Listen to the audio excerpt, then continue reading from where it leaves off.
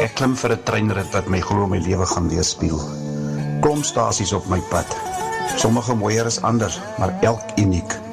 En dan die moerkoffie, die lewe se vernis, rond, vol, geurig en vol smaak, ryk en lekker. Drink hom slukkie vir slukkie, geniet hom. Laat hy oor die tong rol, want by jou stasie is die rit verby. Die rit weet te flits van die geheue.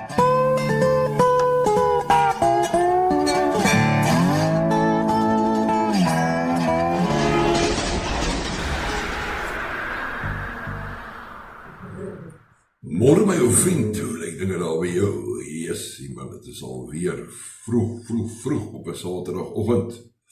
Lieflike dag hier in Dubai. So lekker ou, wat kan jy dit noem? Ja, is 'n Engelse somersdag, man. Liggies bewolk, geen wind juis nie en lekker koel. Maar kyk, ons het hom geskyt die afgelope paar weke hier in Port Elizabeth. Ek het nie gedag het kan so warm raak hier nie, jy weet. Maar nou ja, somer, wat verwag man hierdie tyd van die jaar? Dit is maar net die ding. Maar nou ja, hierdie week weer eens 'n lekker besige week en so. So paar goed wat my pla. O ja, ek het hierdie Springbok TMP van my aan vanoggend. Daar's geen rugby nie, wat ek van weet waar die Springbokke vandag speel nie. Sewes is mos nou aan die gang. Ek volg dit, ek het nog nooit die Sewes beskou werklik as rugby nie. Dis amper soos touch rugby wat ons gespeel het daar op die beach, voordat ons 'n paar koue biere gevat het.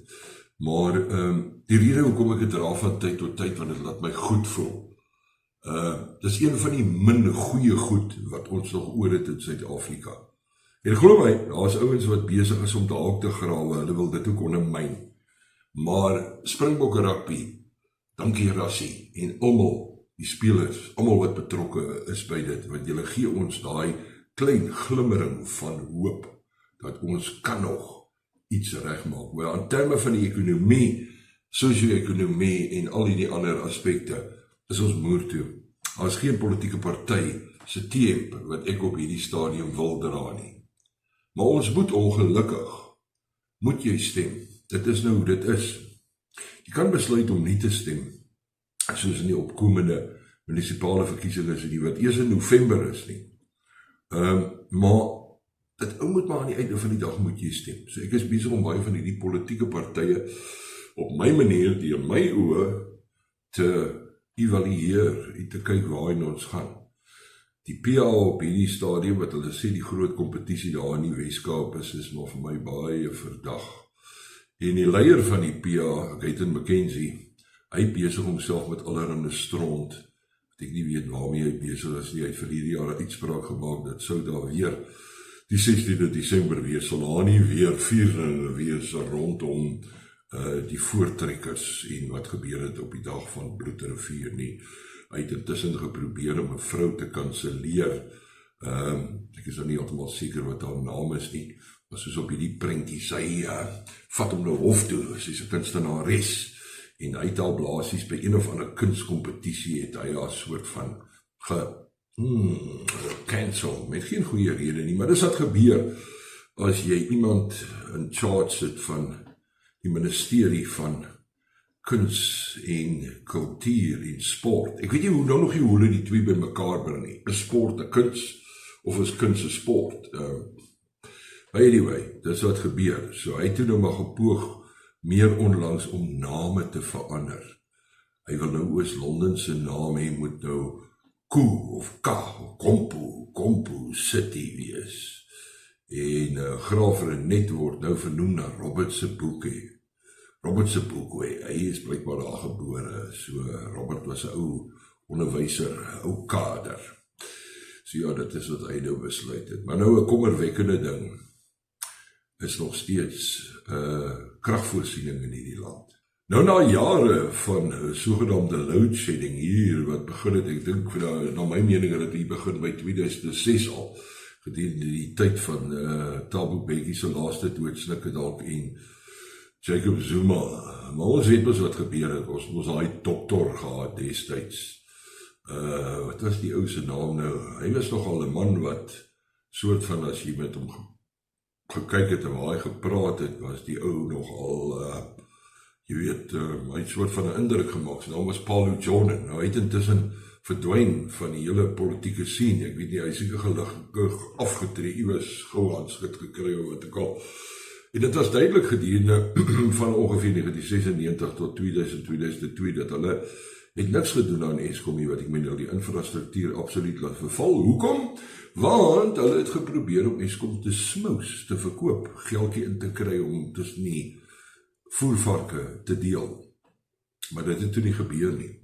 En toe gebeur wat almal moes verwag het, as jy nie enigiets onderhou nie, dan val dit plat. So toe wat gebeur is, toe begin die load shedding ding. Nou hulle het hande verwissel, die hele tyd. Dan is die ou in charge, dan is daai ou, word hy gefire, tot op die punt waar ons gesien het hier in die laat 2010s, dat hulle verander hy de Ruyter gekry het. Het al baie oor gepraat is en hy het boeke geskryf en wat. My vraag bly steeds, André de Ruyter, waar kom hy vandaan? Hy het van Nampak afgekom. En Nampak het sy gat gesien, wat ek nou nog ook nie kan verstaan nie, wat ek meen, hierdie reuse karton, glas, blikvervaardiger, blikkies gemaak, al die type van goed. So hoe vat jy iemand wat 'n groot maatskappy soos Nampak nie op die been kan hou nie, en jy probeer 'n man soos daai om Eskom daar te kry? Verduidelik dit vir my. Dit maak nie vir my sin nie, as jy 'n bietjie kritiese denke neem en jy dink daaroor, dit maak nie sin nie. Maar ek kan jou sê, hoekom? Want hulle was van plan om Eskom in die grond in te hardloop.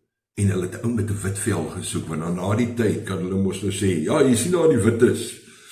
Hulle maak dit nie. Want nou sien ons die afgelope tyd in die nuus al word dan nou 'n soort van 'n popularity chart van wie die meeste load shedding gehad gedurende hulle tyd wat hulle in charge was. En raai wat, dis André de Ruyter, volgens hierdie popularity chart van hulle. So die plannetjie het uitgewerk aan die einde van die dag, verseker. So ja, dit is hoe die Engelse sê, die ou cookie crumbles. Maar nou het ons die afgelope tyd vir so 'n jaar of 2, het ons so iewes skielik nie load shedding, en nou word dit gesê, nie, maar Eskom het nou sy opwekkingskapasiteit verhoog en die en daai. Luister 'n bietjie wat hierdie kundige sê. Eskom electricity was not just the cheapest electricity in the world, it was half the price of the next lowest producer of electricity.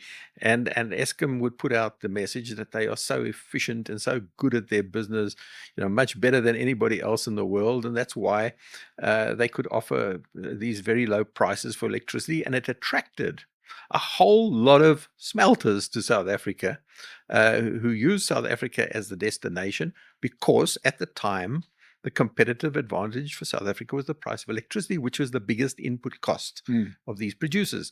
Of course, the situation now is very different. As I mentioned, since 2008, the price shock hit us, and we don't have a competitive advantage in the price of electricity.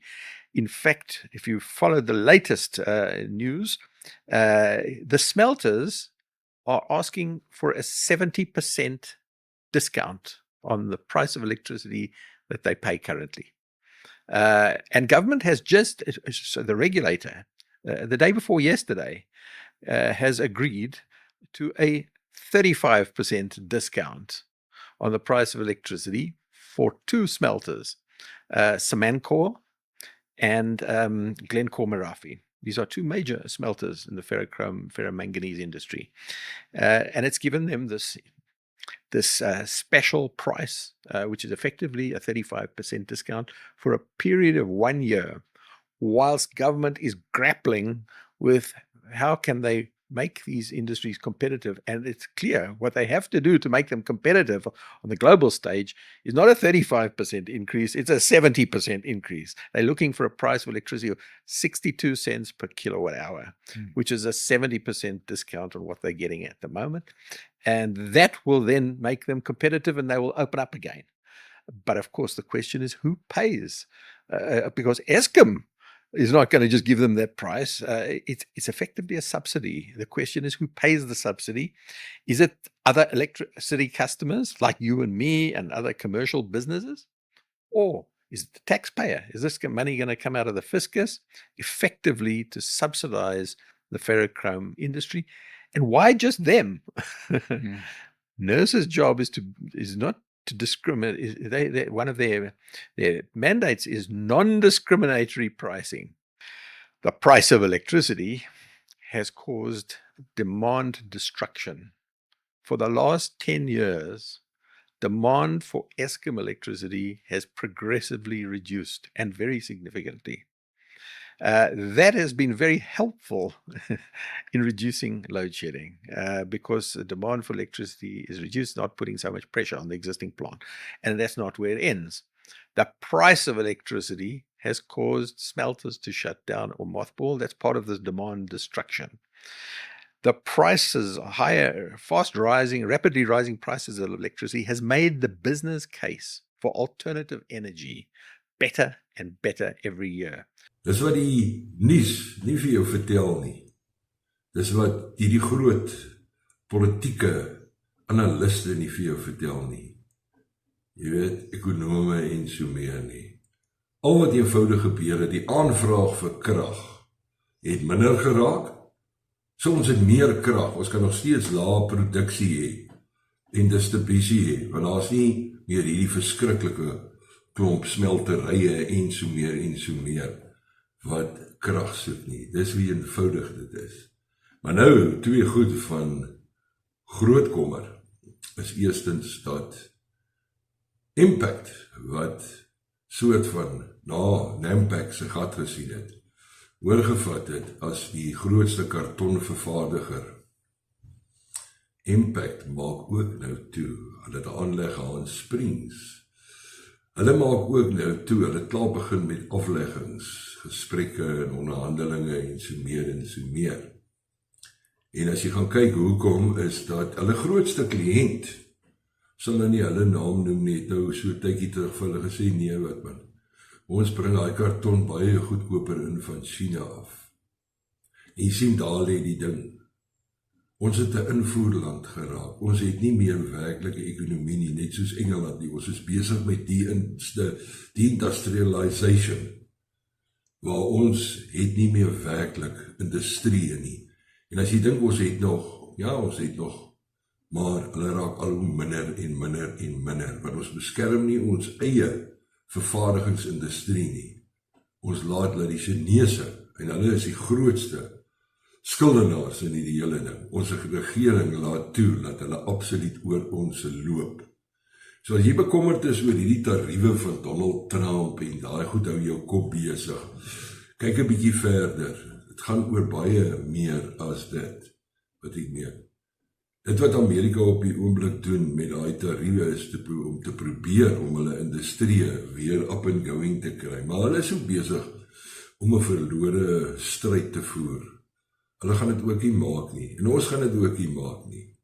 Want wat ek meen, hierdie week weer het Volkswagen hier in Uitenhage weer begin geluidjies maak van hulle weet nou nie of hulle nog hier moet bly nie. So 2026 is 'n maak en breekjaar vir Volkswagen in Suid-Afrika. Hier in die ou Oos-Kaap. Ek kan nou al sê, ek sien hierdie ding al lank al kom en mense maak dit af, is conspiracy theory en die en daai. Ek sal vir jou sê, as Volkswagen hulle deure toemaak in Uitenhage, kan ons maar die ligte afsit hier in Dabai ook. Want dan gaan dinge baie sleg gaan. Dieselfde geld vir Mercedes-Benz in Oos-London, wat ek meen. Ek 70% van die besigheid in Oos-London is afhanklik van Mercedes-Benz se bestaan. En dan kan jy gaan kyk na baie ander van die plaaslike maatskappye. As jy vat die Amarok bakkie word al vir meer as 2 jaar, saam met die Ford bakkie in Pretoria, aan mekaar gesaad. Dit is hoekom, die goed begin al hoe meer na mekaar lyk, die jy gewonder het. So, as jy 'n Volkswagen Amarok koop, wat gewoonlik 'n bietjie duurder is as die Ford, dan ry jy eintlik maar 'n Ford Amarok. En as jy 'n Ford koop, dan ry jy 'n Amarok Ford. So, en dit is die goed wat moet gedoen word, om China basies kompeterend te bly met hulle. Want onthou, die Chinese motormaatskappye, al die ouens om Modo en Beijing en al die goed, wat op die oomblik net in die mark inkom, ouens bied geen werk in Suid-Afrika nie. Dink daaroor, Hulle bied geen werk soos Volkswagen, Toyota, Mercedes-Benz al vir meer as 50 jaar in Suid-Afrika doen nie. So nou is my vraag aan jou, dink jy is 'n goeie ding om 'n Chinese motor, of iewers 'n Koreaanse motor te koop? Ek dink nie so nie. Ons sien hierdie week dat Nissan word oorgekoop deur Chery. Ek dink Chery is Koreaans.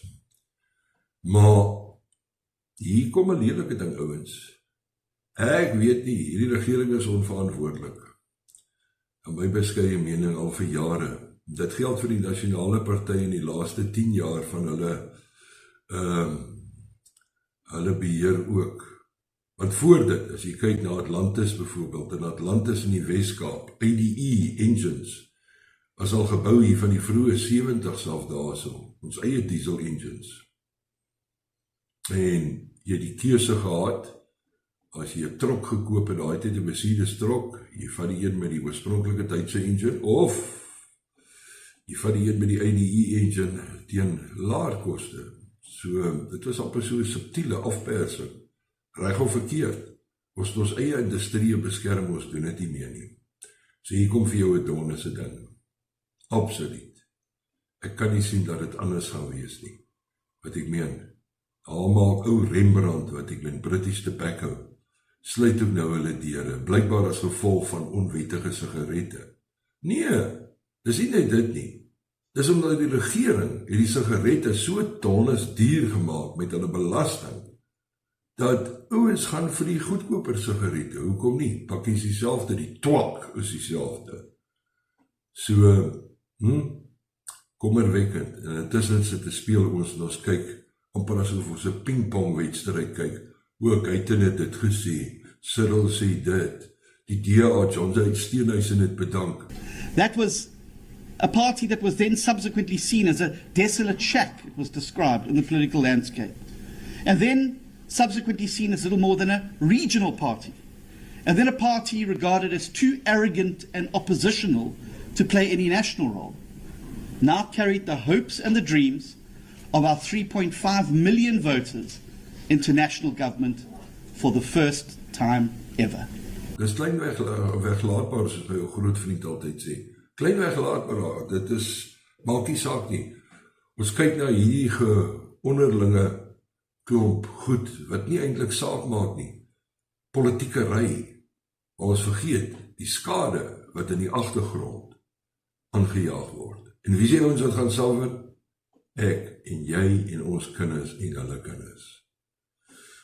Op baie depressiewe noot, ek sien jou nou op die trein, die Moerkoffie Express, elke saterdagoggend net hier op Radio Suid-Afrika van 8 tot 10, kom drink 'n koppie moerkoffie, skink vir jou ene, ek het sopas my tweede enetjie in, en dan sit jy lekker agteroor en kuier saam. Sien jou daar. Radio South Africa, your voice.